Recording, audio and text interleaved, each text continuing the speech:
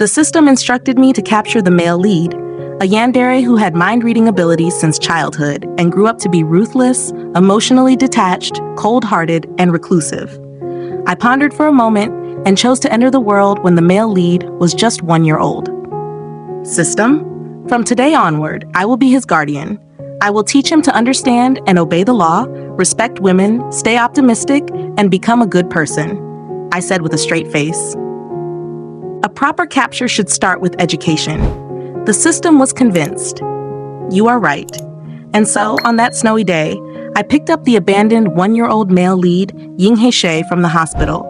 6 years later, in the orphanage I founded, he asked me in his childish voice, "Director, what does capture mean?" I patted his head. "It means I want you to feel the warmth and love of this world." 7-year-old Ying He Xue's eyes sparkled as he happily spun in circles. "Director, I love you too." Around him, the male lead's future subordinates, business partners, arch-enemies, and even his white moonlight all crowded around me, chattering excitedly. "Director, I love you the most." System, the male lead's affection is at max level, mission complete. Is this even possible? After dying from overwork, I was forced to bind to a system and take on a capture mission. The system transmitted the original story to me. I looked at the aloof and indifferent young man in the information and fell into thought. He was being stepped on, covered in wounds, his gaze filled with an inorganic grayness. So detached, it was as if he had been cut off from the entire world. The system spoke in a rigid tone. Once you enter the world, you can take him home. But right now, he is working odd jobs, suffering endless abuse, and might not trust you. So you need to use love to reform him. Also, he has a childhood sweetheart who is his white moonlight. Based on the analysis, once they reunite, a misunderstanding will arise between you and him. I interrupted. How old is he? He looks like he's just a teenager. The system froze for a moment. This is a picture of him at 14. Then why is he working instead of studying? I frowned. At his age, he should be in school. The system hesitated. He had no money and dropped out. Compulsory education lasts 9 years, and the orphanage should cover his tuition and fees. I pointed out, the orphanage he was placed in must not be properly regulated. The system was thrown off. Is that so? It seems like the local system is flawed in this regard. I pondered for a moment. Send me into this world now. I already know what to do. The system perked up. Then which time point do you choose? When he was 14 and being humiliated by a customer? When he was 18 and unconscious in an alley? Or when he was 23? I said, obviously, when he was 1 year old. When Ying He Xue was born, he was frail and sickly. His father was unknown, and his mother died in childbirth. His distant relatives abandoned him at a hospital entrance when he was just a year old. It was the dead of winter that day, with heavy snow falling. Ying He Xue developed a high fever and lost part of his hearing. But he happened to possess a male lead's cheat, mind reading. From that day on, his world was silent, yet malice rushed toward him like a tidal wave. I stood at the hospital entrance, looking at the peacefully sleeping baby in my arms, and said bluntly, "If you want me to complete this capture mission, you should at least give me some cheats, like money. Otherwise, the male lead is going to starve to death." Is this really okay? The system was uncertain as it granted me the cheat, asking for the 13th time. Maybe I should just send you 10 years later instead? One shouldn't be so beastly. I wagged a finger. I'm 22 years old now. For this kind of capture thing, 1 year old is okay. 18 years old is not okay. 16 years old is not okay. 11 years old is even more not okay.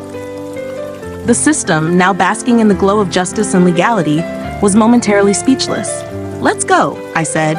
"There's a lot to do." For example, I needed to research the qualifications required to legally take over an orphanage. The Bo-Ai orphanage where Ying He Xue had been placed was in complete disarray. But that was fine. I could help straighten things out. I tightened the baby's swaddle a little and carried him into the hospital. Hopefully, it's not too late. Maybe his hearing can still be saved. The system helped me with identity verification. First, I took Ying He Xue to the hospital for a checkup and treatment. Then I went to take over the rundown Bo-Ai orphanage. This orphanage had been closed for years. No children, no caregivers. It was only temporarily taken over this year, and everything was in chaos, waiting to be rebuilt. I used to work at an orphanage, so I was extremely familiar with all the processes, let alone the fact that I had the system's help. Ying He Xue was an abandoned baby. After the hospital handed him over to the police, through my efforts, Ying He Xue was adopted by me and entered the Bo-Ai orphanage, becoming the only child in the orphanage. The storyline unfolded exactly as it was supposed to, except this time, I was the director of the orphanage. While taking care of Ying He Xue, I also worked on rebuilding the entire orphanage, steadily improving its infrastructure. Everything progressed smoothly, much to the system's shock. Because Ying He Xue's affection for me skyrocketed, it had already reached 80. I wasn't surprised at all. A child that young would naturally be closest to the person who took care of him every day. Although Ying He Xue still didn't understand what love was, he had already learned to reach out his hands when I went to pick him up, flashing me a silly little smile. Every time that happened, the system would mutter to itself, "How is this possible? It actually works like this. So this is an option too." I ignored its dazed rambling and looked up at the newly renovated orphanage, satisfied. The efficiency is pretty good. I just wonder if there are any educational facilities nearby. I had checked the policies. An orphanage could have its own school, but Bo-Ai Orphanage clearly wasn't qualified yet. I still had a lot of work to do. System. It didn't understand and chose to remain silent. Because I sent him to the hospital in time and took good care of him, Ying He Xue grew up healthy. By the time he was 3, he could run and jump around, and in his soft, childish voice, he would call me Director. The little Ying He Xue once asked me, "Director, what does my name mean?" I held him in my arms and told him that the day he came into this world, it had snowed. And his mother happened to love cranes. He was still too young to understand the meaning of death and separation, but I didn't want to erase the origins of his name because of that. Ying Xue tilted his head, half understanding, and said, "My name has the crane that my mother liked, so that means my mother liked me too." "Yes," I stroked his head, "she loved you very much." That made him happy, and he grinned in his usual silly way. The day I taught Ying He Xue how to write his own name, I asked the system, "There are many types of systems, right?" The system was momentarily stumped by my question and fell into deep thought. "I don't know, but we are all capture systems." "You all?" I picked up on something. "Do you have colleagues?" "Yes, but I don't have a name." "Do they all have names?" "They all gave themselves names," the system said blankly. "I used to know a good friend named Xiao Si, Little Charity, and there was also Xiao Jing, Little Police, Xiao Yi, Little Doctor, and Xiao Shi, Little Teacher." I asked, "Then why don't you give yourself a name like they did?" The system hesitated for a few seconds, but some other colleagues said that they were not doing their jobs properly, and after giving themselves names, they went to do other things. "You can do other things too, like helping me run this orphanage," I said. "But at the same time, I'm still completing the mission, so it's not really unprofessional, is it?" "Is that so?" The system seemed a little excited. "Then can I give myself a name too?" "Of course," I said gently. "What do you want to be called?" "Well, since I'm helping you run the orphanage," it said, "I want to be called Xiao Fu." I thought about it and smiled. Xiao Fu? It sounds nice. The system fell silent for a while, but I had a feeling it was off somewhere, happily sharing the news with its friends. On the day the orphanage officially reopened, I brought Ying He Xue along to welcome the new children. Looking at the records, I figured it was probably the power of the plot.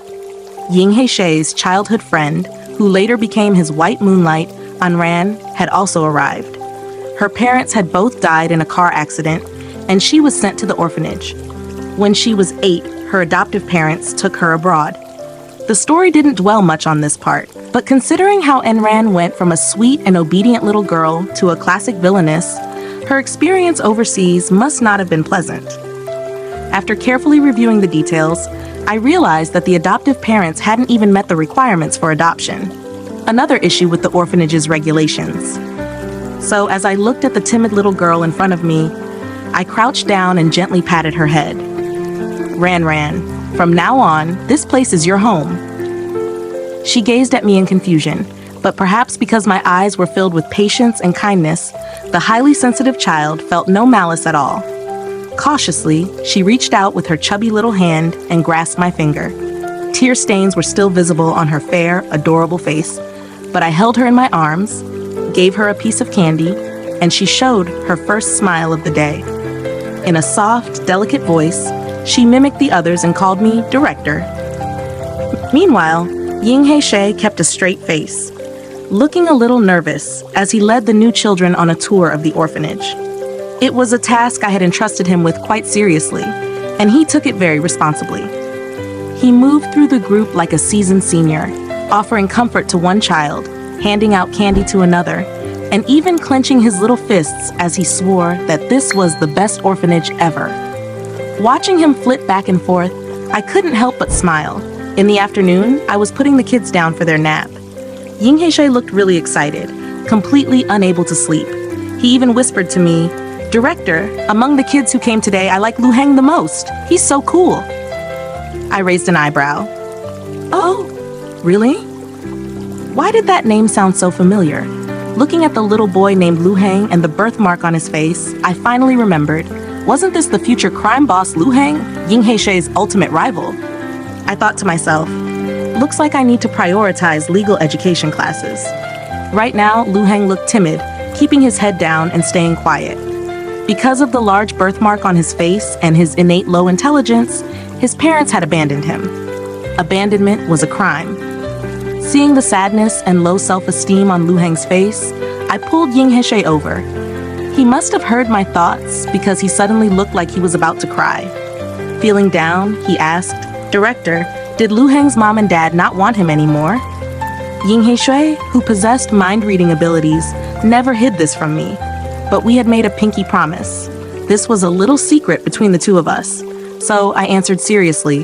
What his parents did was wrong. They could be arrested for it. Ying He Xue seemed to only half understand. "I want to be his friend."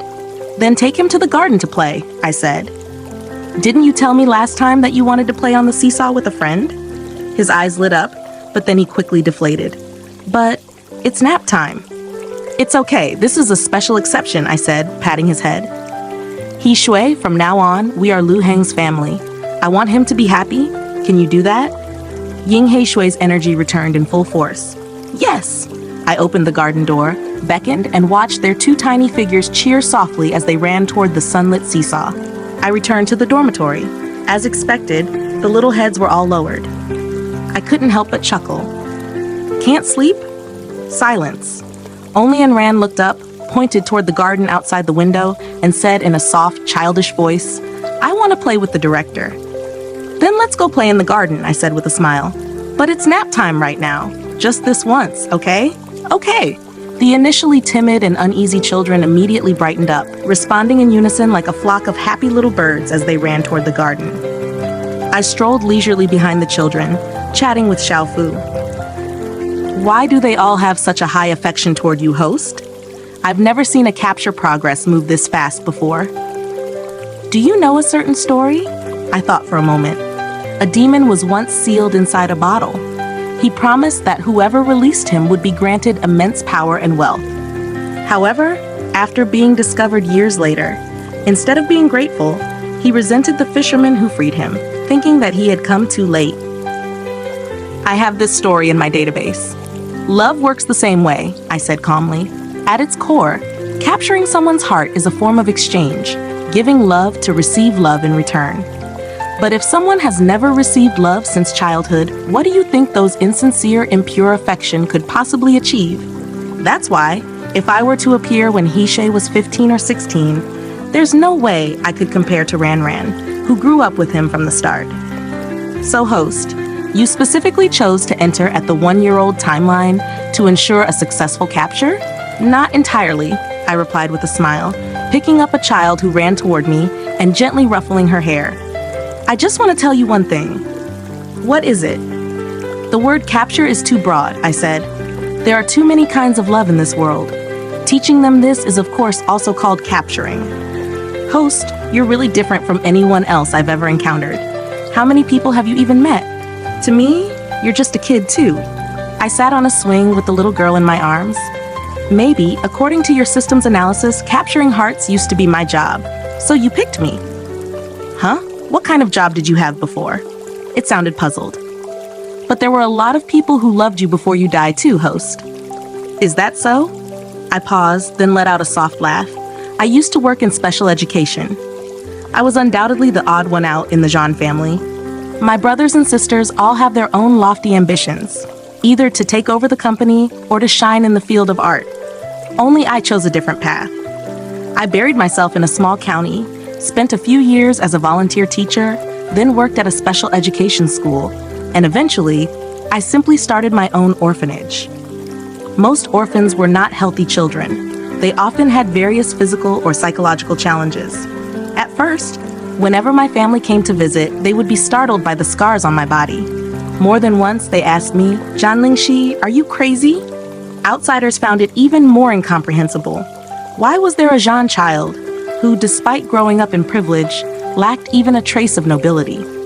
But in life, there are always one or two events that completely change a person. I had no intention of judging what was noble and what was lowly, nor did I want to use grand rhetoric to prove how extraordinary I was. In truth, I was just an ordinary person among millions who happened to choose this particular path. So I paid no mind to the doubts and mockery. I simply smiled and said, "I'm just like you. I'm doing what I want to do." Xiaofu asked me, "So what was the event that changed you?" "Who knows?" I replied.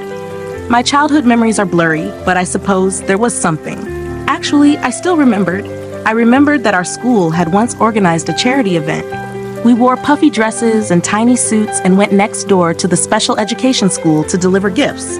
But that day, we didn't see a single student.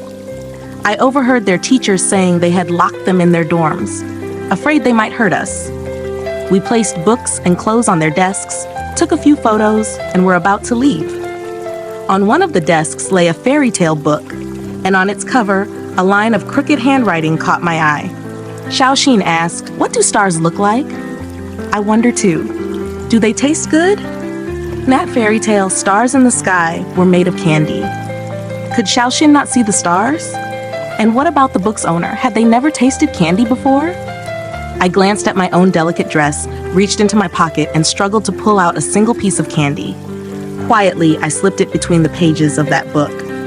Before leaving, I looked up at the dormitory building. Through the windows, a few scruffy children were huddled together, staring at us. Suddenly, I felt a little sad.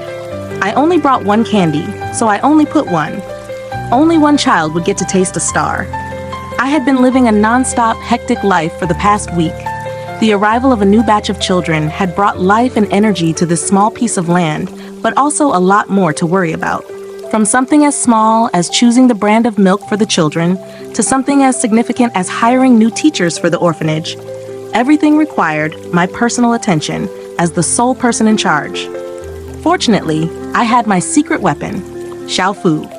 It helped me monitor the children's well-being and ensured they didn't get into any accidents. Without it, even if I split myself into three, I still wouldn't have been able to keep up. Our orphanage wasn't large. I had already hired a cook, a cleaning lady, doctors, nurses, and caregivers. But the position of a cultural instructor was crucial.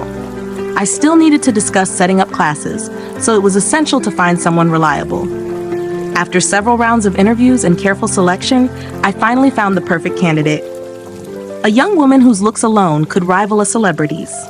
She was young, with short hair neatly trimmed at ear length, fair teeth, and rosy lips. Her temperament was gentle, and at the corner of her eye was a small crimson mole. To be honest, I could tell she came from a well-off family. Her speech and demeanor all pointed to a girl who had been pampered since childhood.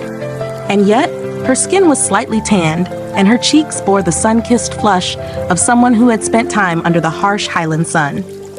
"I'm Ruo Chun," she said, her bright eyes sparkling like stars. "Hello, Director Zhan." I extended my hand to her as well. "Hello, Ruo Chun." Ruo Chun's arrival gave me more time to focus on getting the children enrolled in school. Some well-funded orphanages had their own classrooms, while those with fewer resources usually arranged for the children to attend school as day students. Considering the unique needs of some of the kids, I decided to set up different classes and place them accordingly. After completing all the necessary paperwork, Ruo Chun and I recruited a new group of teachers, officially launching the in-house curriculum. There weren't too many children in the orphanage, so I only divided them into one class. The name was chosen through a democratic vote, with the kids favoring the name Ching Miao, green seedlings. And just like that, Bo-Ai Orphanage's very first class, Ching Miao class, was born. I had plenty of experience in this area, and Anro Chen had clearly done her preparation as well, so the courses were introduced smoothly. At the early stages of a child's development, the focus shouldn't just be on imparting knowledge. It was more important to cultivate good habits and shape their character. So I introduced a story class, where I told them a story every day. In fairy tales, the sky always cleared after the storm, villains always faced defeat, princesses met their princes, the ugly duckling turned into a beautiful swan, and the small animals rescued along the way always returned the favor. Of course, life wasn't just a fairy tale. Maybe when they grew up, they would realize that reality wasn't as simple as they imagined.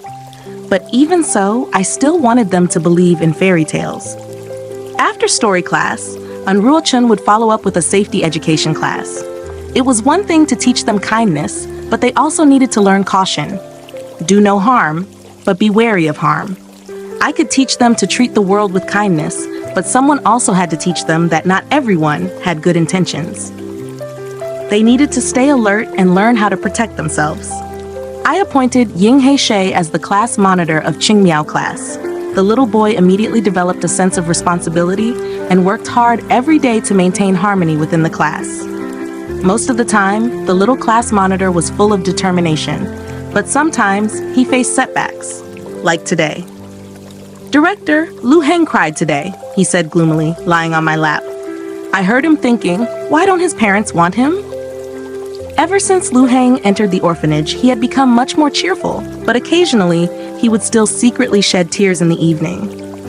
Ying He Xue couldn't help his friends solve this kind of sorrow, so he came to ask me what to do.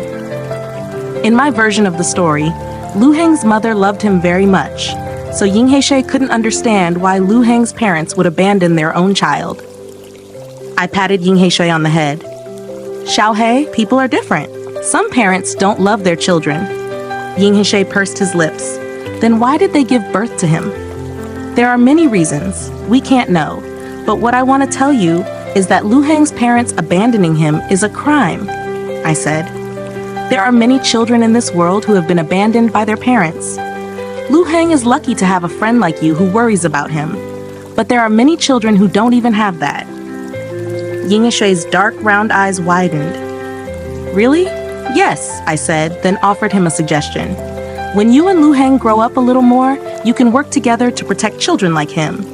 Ying He Xue listened intently, then suddenly stood up and dashed outside. "I'm going to tell Lu Heng. Director, goodbye." I smiled. "Go ahead, Xiaohei." In fact, in the original story, Lu Heng was a very protective person. Most of his subordinates were wandering gangsters. Most of these people were without parents. I didn't believe that was just a coincidence. In the photo given by the plot, the man with a birthmark on his face had a terrifying face and a cold expression, as if he had no emotion at all. But perhaps, in his childhood, he had longed for this kind of shelter too. They say the things people do as adults often stem from a need to compensate for their childhood. I mulled over this for a moment. At the very least, this time, I definitely couldn't let Lu Heng become a crime boss. The first autumn after launching the course, I announced a piece of news. Tomorrow, the whole orphanage would not have classes and would go on an autumn outing together. In the past, for the sake of convenience and safety, these kids rarely went on outings, let alone a group trip. As usual, the destination was decided through a democratic vote, and we settled on the zoo. I had also contacted a few other places, like science museums, botanical gardens, and regular museums, but in the end, only Nanchang Zoo in the neighboring city seemed the most suitable. When the zoo director heard that the visitors would be children from an orphanage, he generously waived the entrance fees and even offered to cover lunch inside the zoo. We only needed to pay for the transportation. I did some research and found that Nanchang Zoo was quite famous. It had a great environment, and the animals there were known for being particularly intelligent. The zoo had even collaborated with a well-known entertainment company in the past to shoot a variety show, which remained highly popular to this day.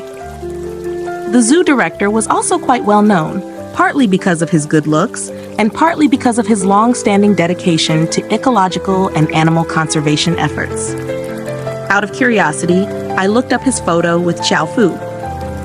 An excessively young and excessively handsome face. Suddenly, Xiao Fu let out an "Ah!" "I just remembered," I asked. "Remembered what?" I heard from my friends before that the very first colleague who gave himself a name was not necessarily a system, nor was he as intelligent as us. Anyway, there used to be one called Xiaoling, Little Spirit.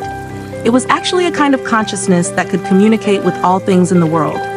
Then it chose a host surnamed G. The G family gained the ability to communicate with animals and also promised it to always protect forests and animals. This was their agreement. I glanced at the zoo director's name. "So he's a descendant of the G family?" Xiao Fu sounded delighted. "We've met one of my colleagues." I chuckled. "You'll meet more colleagues in the future." The person connecting with me from Nanchang Zoo was a young girl named Xiao Wen on WeChat. Just like her name suggested, her voice was gentle and unhurried, patient and warm. "Director Zhan, please rest assured. On that day, we will reduce the number of tickets sold and arrange staff to accompany and provide explanations." She has Xiaoling's aura on her. Wait, why does she also have Xiaoqi's data flow? Who was Xiaoqi? Before I could ask, Xiao Fu had already mumbled to itself and disappeared.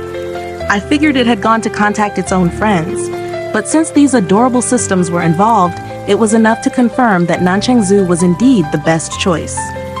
I replied to Xiao Wen, "Thank you for your help." Xiao Wen sent a smiling emoji. "You're welcome." The plan for the autumn outing had every child in the orphanage buzzing with excitement. Every day, they chattered non-stop about the animals they wanted to see. And Ruo Chun was worried and repeatedly reminded them of safety precautions. She also carefully designed handkerchiefs and autumn outing flags for each child. The flags would be attached to their small backpacks, while the handkerchiefs, fresh and tender green, would be tied around their wrists in neat little bows. Printed on the handkerchiefs were our teachers' contact information, just in case any of them got lost and didn't know how to find their way back. I divided more than 20 kids into 4 groups. They chose their own group leaders, each with their own team flag, responsible for making sure no one in their group fell behind. The group leaders all put on serious faces, solemnly promising me that they would take good care of everyone. They looked both excited and nervous. I rented a big bus, and as the children's laughter filled the air, we set off at dawn. Nanchang Zoo lived up to its reputation. Lush greenery stretched out in every direction, teeming with life. Xiao Wen was a young woman with delicate features and a pair of doe-like eyes.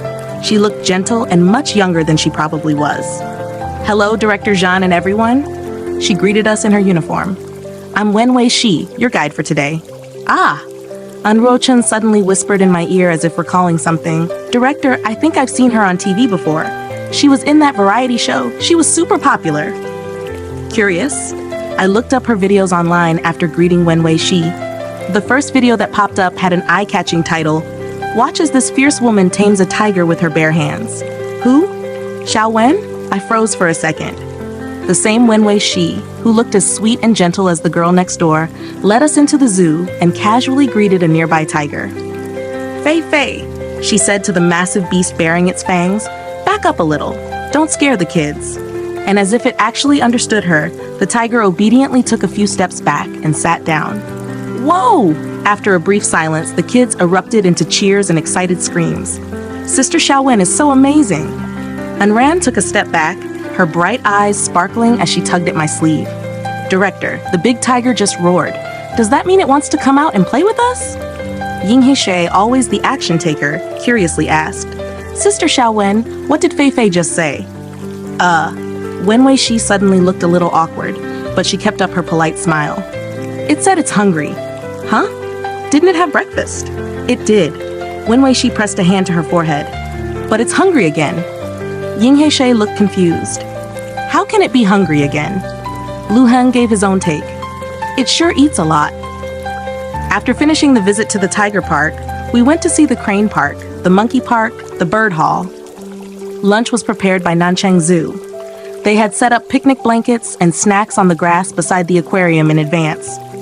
Next to it was Swan Lake. The children watched the swans while having a picnic, and everyone had a great time. After the meal, once the trash was cleaned up, the still excited children entered the aquarium. With the director's permission, we were allowed to have close contact with the dolphins and beluga whales. Ying He Xue's eyes sparkled. "Director, the dolphins are so cute!" And Ran was just as thrilled. "It's nudging my hand!" Lu Heng stood quietly to the side, watching the beluga whale in the water. A beluga whale named Xiao Bai obediently swam over. Its naturally upturned mouth made it look like it was always smiling. Lu Heng gazed at this smiling angel. After a moment of hesitation, he reached out his hand. Xiao Bai gently rubbed against his hand through the glass with its nose. The usually quiet and reserved boy looked as if he had just received the most precious treasure in the world. His mouth parted slightly, and after pressing his lips together for a long while, he couldn't help but smile. Xiao Bai swam in circles around the glass, tilting its head. Lu Heng mimicked it and tilted his head as well. Watching the boy and the beluga whale play so happily, I couldn't help but smile. "Director, this is really nice," Anruo Chen said softly beside me. "I've never seen them this happy before. Keeping them in the orphanage forever isn't the best choice for them," I said. "Once they're a little older, they should be sent out to school." "But," and Ruo Chen was clearly hesitant. "Don't worry," I said calmly. "We can't shield them from every cruelty in the world forever, but there are always other ways. Things like scars only hurt when you care about them. If you don't, then nothing can break you." The zoo trip was a huge success. After returning to the orphanage, the children eagerly wrote their weekly journals without needing any reminders. Even during art class, they all coincidentally drew pictures of the animals they had seen at the zoo. Seeing how much they still missed the zoo, I decided to download that variety show about Nanchang Zoo and played one episode for them every weekend. It quickly became the most popular weekly activity. Sometimes they were so engrossed that they even skipped their snacks, sitting in neat rows in the activity room every weekend. As winter arrived, Anruo Chen and I bought new winter clothes for the children. Anruo Chen said, "Director, since we passed this year's annual review, we'll be welcoming new children next year, right?" Not only that, next year, our orphanage would officially open for adoptions. I let out a breath. There's no rush. We need to carefully evaluate the families looking to adopt. Anruo Chen nodded in agreement. Bo Ai Orphanage wasn't very big. Even if we took in more children, the most we could accommodate would be a dozen or so. But that was fine. In a few years, once I secured more funding, I would be able to expand the orphanage. One bite at a time, one step at a time. "Want to have hot pot?" I asked as we passed by a restaurant filled with the rich aroma of simmering broth, and Ruo Chen was taken aback. "But we should be heading back." "Let's treat ourselves with a small hot pot," I said, winking at her. "Good things are meant to be shared." She looked at me, her expression suddenly turning soft. With a gentle smile, she said, "Director, sometimes I feel like you remind me of someone I know." In some ways you're alike, but in others you're not." She folded her hands and exhaled a breath of hot air. "The first time I met you, I was momentarily dazed." "You miss her, don't you?" I asked. "You could visit her during the new year." "I do miss her a little," and Ruo Chen scrunched her nose. "But saying that to her outright feels a bit embarrassing."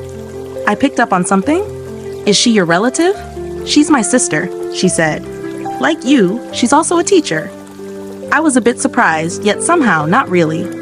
In life, we all encounter one or two people or experiences that change us. The new year was approaching. On New Year's Eve, a light snowfall blanketed the city. I gathered the children to build snowmen and have a snowball fight. Everyone was having a great time. Everyone except Ying He Xue, who sat silently on the steps, resting his chin on his hands as he gazed at the sky. I had bought them all a set of winter accessories. He took off one of his fluffy gloves and held out his hand to catch the falling snowflakes. I had a good idea of what was on his mind. I told him that it was snowing on the day he was born, and that was also the first time he saw his mother. Maybe, to him, every snowfall felt like his mother coming back to see him. But he didn't sit there for long before Lu Heng and An Ran each grabbed one of his hands and pulled him away. Xiao He, come draw in the snow. Lu Heng and I are done. We're just waiting for you. Anran's little face was red from the cold, but her expression was full of excitement. I drew a little deer, and Lu Heng drew a little whale. What are you going to draw? Ying He Xue crouched down and began to draw. 10 minutes later, Anran looked puzzled. What is this that you drew? A caterpillar? Looks like a hen. Lu Heng stared at it for a while before coming to a conclusion. Ying He Xue, who had just been trying to look cool with a serious face, immediately widened his eyes. No, it's a red-crowned crane. It's a crane. I was pulled over by the kids to give my opinion. Holding back a laugh, I said, it is indeed a crane. Director, deep down, you clearly think it looks like a ball of yarn with 2 chopsticks sticking out of it. Ah! He got me. All right. I patted Ying He Xue on the head. How about I draw a crane for you? The little boy, who had been pouting just moments ago, instantly lit up with joy.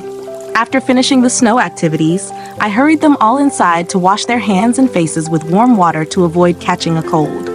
The orphanage was not lonely during the new year. Many people came to visit us. And Ruo Chun also stayed. When I asked her why, she simply said that this was her first New Year spent with Bo Ai Orphanage, and she wanted to be here with the children. We put up the Spring Festival couplets, watched the New Year's Gala together, played games, and made wishes. I had prepared a red envelope for each child. It contained a small gift and a message for them. At the same time, I also received 27 small notes from them, each filled with their wishes. Since they were still young, I urged them to bed as soon as it hit 9 o'clock. Then I returned to my office to handle some paperwork. As midnight approached, my shoulders and neck began to ache. Just as I was about to rub them myself, a wave of warmth spread through my muscles, easing my fatigue. I paused. Xiaofu, it spoke. There are only 5 minutes left until the new year. Yeah, I said. Time flies. I set down my pen and quietly watched the snow falling outside the window. Then I got up and walked to the children's dormitory, tucking them in one by one. Happy New Year, Lingxi. Happy New Year, Xiaofu. When Ying He Xue, Anran, and Lu Heng turned 7, I enrolled them in the elementary school next door.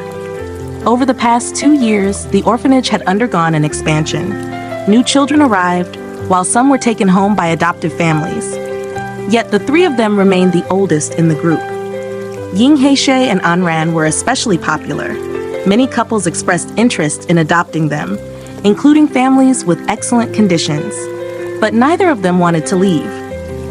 Ying He Xue said, I'm still the class monitor of the Qingmiao class. I can't leave. And Ran also said, if I leave, what will happen to Lu Heng and Xiao He? On the first day of school, when the 3 of them walked out of the gates, I immediately noticed something was off with Anran and Ying He Xue.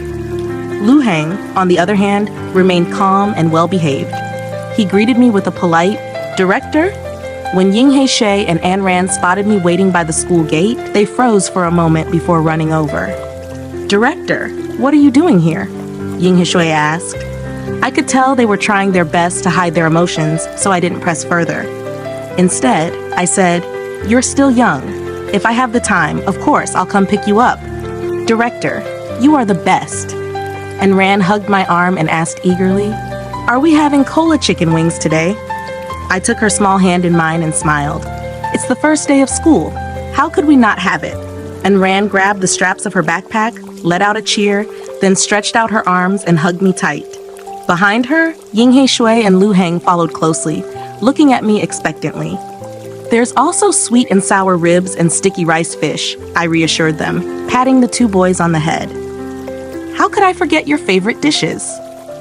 Lu Heng, reserved as always, gave a small smile, pressing his lips together. Ying He Xue, however, lifted his head and flashed me a bright, dazzling grin. His radiant expression was nothing like the one in that old photo I remembered. My hand paused for a moment before I finally smiled in relief. No matter what, he was changing for the better. That was my original intention. By evening, after finishing my work, I was debating whether to ask Lu Heng about what had happened today. As I stepped out of the office, I heard voices coming from the back garden. It's okay. I walked toward the garden and saw 3 little kids sitting in a row by the slide. And Ran and Ying He Xue both looked downcast, while only Lu Heng was trying to comfort them. "It's okay," he reassured them. "But they were talking about you," Ran said indignantly. "I heard them." "No one in our home says anything about you," Ying He Xue said. "Everyone thinks the marks on your face are really cool." "That's because..." Lu Heng seemed to be anxious too. "That's because..." "Because of what?" And Ran asked. Ying He Xue lifted his head. "Don't worry. Take your time." Xiao He, you told me before that the director said people are all different," Lu Heng murmured after a moment of silence. He cupped his small face in his hands and earnestly continued. "Some moms don't love their children, and some moms do. So some kids think the marks on my face are cool, while others think they look strange or scary. It's all the same." And Ran frowned. "I was just worried you'd feel sad and cry in secret." "I won't anymore." Lu Heng shook his head. "Do you remember? Last winter, the director had us paint together." Ying He Xue asked. "You mean the time we painted on our faces?" "The director said we could be princesses, princes, knights, little demons, heroes. Then she painted a mask on my face and told me that I was now a masked knight."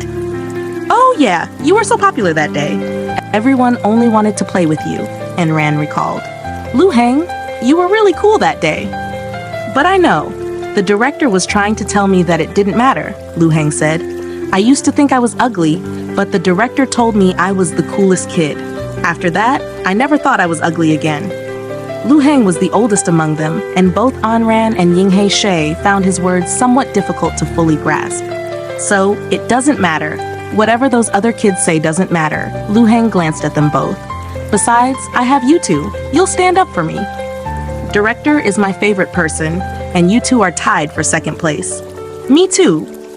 "Yeah, same. I like director the most, and then it's you guys." I stood behind the wall, listening to their innocent little voices, momentarily lost in thought. Then I couldn't help but smile.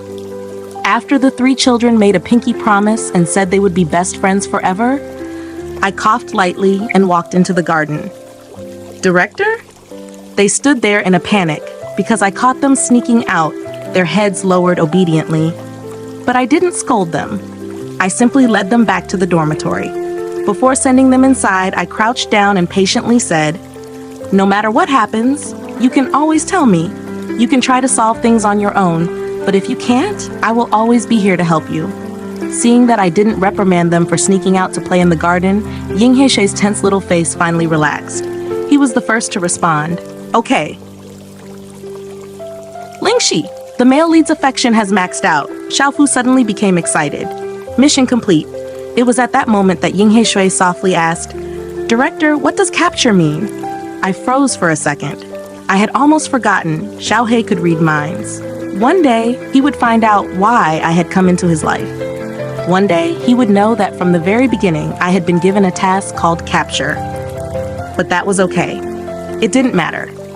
I softened my gaze and said, "It means I want you to feel the warmth and love of this world. What I want to teach you is the thousands of kinds of love in the world, the things that countless children in orphanages like you are missing. I want to tell you that spring will eventually come, and you, who have been abandoned in a corner of the world, also have the right to enjoy the sunshine, rain, and breeze. Birds will stop by your window to sing for you, you will encounter your own happiness, and at the same time, you will also have a bright future. Spring entrusted me with a letter filled with countless fairy tales of the human world. Xiao He, I hope you grow up safe and healthy. And this has nothing to do with my mission. It's simply because, just like the many children I have cared for before, I see traces of starlight in your eyes. This time, I don't just want to have a single piece of candy. I want to be the one who makes the candy. One day, I hope all of you children will know what the stars taste like." Ying He Xue didn't fully understand, but he still reached out and hugged me. "Director, I love you too." I patted the little boy's head. It didn't matter because he already understood the meaning of love. And once he knew that love existed in countless forms, he would never trample on any of them. And Ran and Lu Heng also gently embraced me. "Director, I love you too." Our voices drifted into the dormitory. In the darkness, pairs of sleepy eyes slowly opened. Just as Chen was about to leave, a small hand tugged at her sleeve. I like the director, a little girl said softly. But I also like Teacher Anne. I like both the director and Teacher Anne. I like so many people, like Auntie Liu, who cooks for us, and Grandpa Chen at the front gate. I also like Sister Xiao Wen, who visits us every month, and Sister Xiao Yu, who brought us clothes last time. The children, who had just been lulled to sleep, now clung to Anruo Chun, their tiny arms wrapping around her tightly. She looked toward the doorway where I stood, also embraced by a group of little ones. She smiled helplessly and gently. After much effort, we finally managed to coax the chattering children back to sleep. Anruo Chun and I quietly closed the dormitory door behind us. Outside, the moonlight was just right, bright and clear, spilling onto the ground like scattered pearls of jade. Another year had arrived. Every winter in this city seemed to bring snowfall. Leaning against the window, I watched the children playing and chasing each other in the snow. This year, they had come up with something new. They were going to observe the shapes of snowflakes under the guidance of their science teacher. And Ruo-chan walked up to my side, light on her feet. "Your leave has been approved. You should go home," I said before even looking up. "Ruo-chan, you haven't been back in a long time." "No need," and Ruo-chan shook her head, her eyes gleaming with unmistakable joy. "Director, my sister is bringing her students to visit us on the second day of the new year. They're coming to volunteer at our orphanage." Students? I was a little surprised. How old are they? They're from my sister's first batch of students. They've already graduated. And Ruo-chan's eyes curved with a smile. "Don't worry, Director. Everything will be done properly. Besides, my sister is a really nice person. And Ruo-chan, who adored her sister, talked nonstop. I smiled without saying a word, just nodded.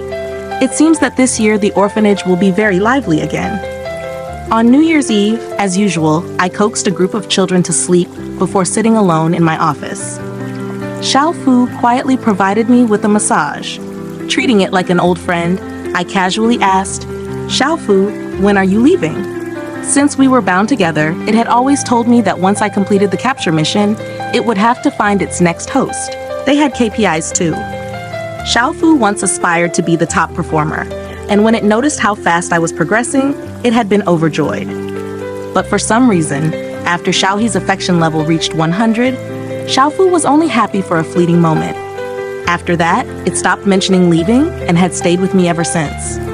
This time, however, it didn't respond with its usual silence or a vague "in a little while." Instead, it gently landed in my palm. It rarely appeared before me in this form, a soft, glowing orb radiating a faint light. "Lingxi." The usually reserved Xiao Fu stammered for a long time before finally completing a sentence. "I don't want to leave anymore." I was a little surprised, but at the same time, not really. "Why?" "Because I have a name now," it said. "My name is Xiao Fu, and I want to stay with you to make Boai Orphanage the best it can be." I didn't speak for a long while. It seemed to grow anxious. "You don't want me to stay? You don't want me to be with you?" "Of course not," I answered quickly this time. It's just hard to put my feelings into words at this moment. I don't know how to describe it either. It sounded genuinely happy. I feel like I'm just like my friends now. I have something I want to do. I have my own name and the best host. They're all happy for me. "I'm happy for you too," I said, gently stroking the small glowing orb in my hand. "If this is what you want, then in the new year, let's continue working hard together."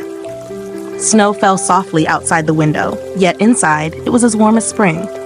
As usual, I stepped out of my office and headed to the dormitory to tuck the children in for the night.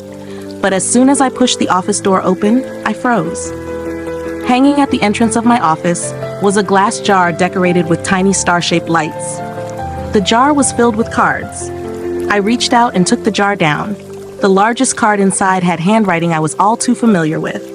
Some of the words were even written in pinyin, but each stroke was carefully drawn with great effort. Director, this idea was thought up by the entire Qingmiao class. Yes, but your door is too high, so we had to ask Teacher Anne to help us hang it up. From our observations, you really like stars. Lu Heng said you're looking at the sky, and Ran said you're looking at the moon, but I think you're looking at the stars. There were no moon-shaped lights, only star-shaped ones. But Ran said she drew you a moon. You celebrate birthdays for each of us every year, but we never knew when your birthday was.